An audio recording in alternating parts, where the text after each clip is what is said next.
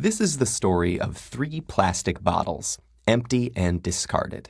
Their journeys are about to diverge, with outcomes that impact nothing less than the fate of the planet. To understand where these bottles end up, we must first explore their origins.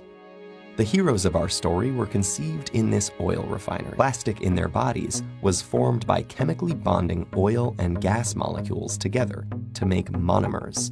In turn, these monomers were bonded into long polymer chains to make plastic, in the form of millions of pellets.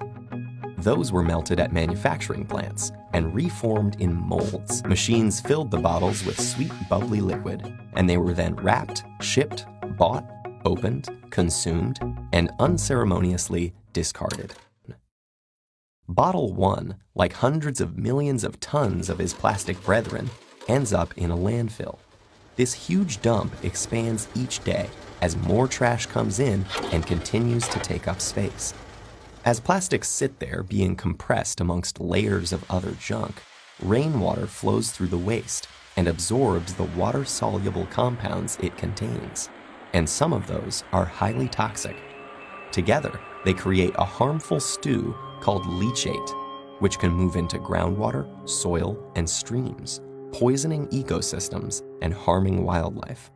It can take Bottle 1 an agonizing 1,000 years to decompose. Bottle 2's journey is stranger, but unfortunately no happier. He floats on a trickle that reaches a stream that flows into a river, and a river that reaches the ocean. After months lost at sea, he's slowly drawn into a massive vortex where trash accumulates, a place known as the Great Pacific Garbage Patch. Here, the ocean's currents have trapped millions of pieces of plastic debris. This is one of 5 plastic-filled gyres in the world's seas. Some animals, like seabirds, get entangled in the mess. They and others mistake the brightly colored plastic bits for food. Plastic makes them feel full when they're not, so they starve to death and pass the toxins from the plastic up the food chain. For example, it's eaten by lanternfish. The lanternfish are eaten by squid. The squid are eaten by tuna, and the tuna are eaten by us.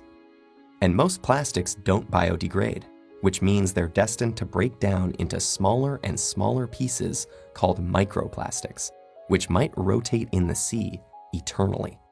But Bottle 3 is spared the cruel purgatories of his brothers.